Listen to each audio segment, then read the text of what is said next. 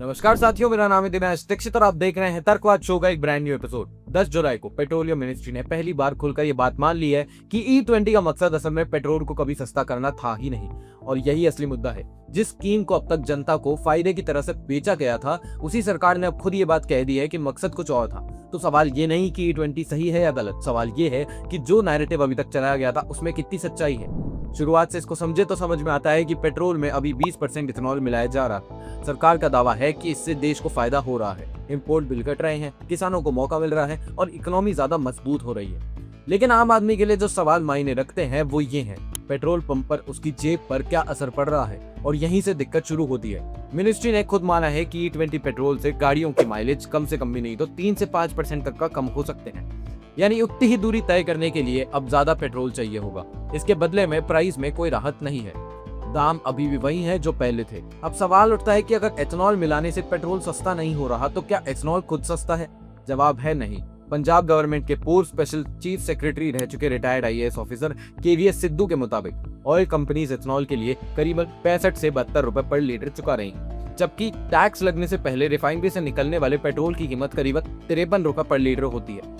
यानी सीधी खरीद लागत के हिसाब से देखने जाएं तो इथेनॉल पेट्रोल से सस्ता नहीं, उल्टा ज्यादा महंगा पड़ रहा है। सरकार के अपने डॉक्यूमेंट्स भी यही मानते हैं कि E20 की लागत क्रूड ऑयल की कीमत पर डिपेंड करती है, और अभी क्रूड ऑयल की कीमत करीबन $70 पर बैरल के आसपास है। और इस लेवल पर E20 बनाना नॉर्मल पेट्रोल जितना ही महंगा या उससे ज्यादा महंगा भी पड़ सकता है। सरकार के मुताबिक असली फायदा तो तब दिखेगा जब क्रूड ऑयल 120 से $130 पर बैरल तक जाएगा। फिर वो फिगर कहां से आता है जो सरकार बार बार दोहराती है कि 1.97 लाख करोड़ की बचत हो चुकी है?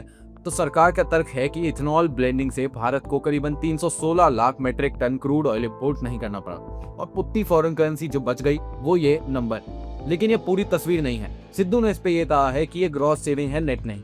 इसमें ये सब नहीं जोड़ा गया कि सरकार ने डोमेस्टिक इथेनॉल को खरीदने पर कितना खर्चा किया है, ब्लेंडेड पेट्रोल पर टैक्स में कितनी छूट दी गई है, और इथेनॉल की फसलों में खेती के लिए बिजली और पानी पर कितनी सब्सिडी दी गई है।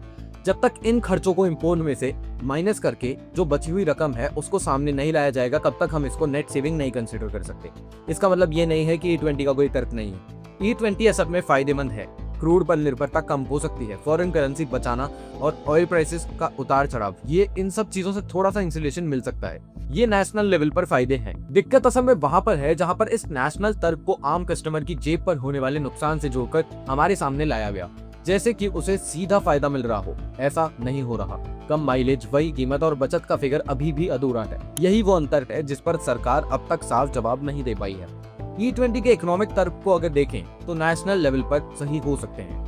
क्रूड पर निर्भरता कम करना, फॉरेक्स बचाना, प्राइस वॉलेटिलिटी से थोड़ा सा इंसुलेशन मिलना, ये सब जेन्युइन बेनिफिट्स हैं जिनसे इनकार नहीं किया जा सकता। लेकिन दिक्कत ये नहीं है। दिक्कत ये है कि इसे नेशनल तर्क को आम कंज्यूमर के फायदे की तरह से पेश किया जा रहा था, जबकि जमीनी सच कुछ और ही है। माइलेज कम, कीमत वही, और जो बचत का बड़ा फिगर बार बार दोहराया जाता है वो भी ग्रॉस है, कंफर्म फिगर नहीं है। जब तक सरकार ethanol procurement cost, tax exemptions और सब्सिडीज को इस बचत के फिगर से घटाकर असली नंबर सामने नहीं रखती है, तब तक ये दावा अधूरा ही रहेगा। असली सवाल पॉलिसी की नीयत का नहीं, उसकी ट्रांसपेरेंसी का है। मिलते हैं जल्दी एक नई खबर के साथ में, तब तक के लिए जय हिंद, जय भारत, जय संविधान, नमस्कार।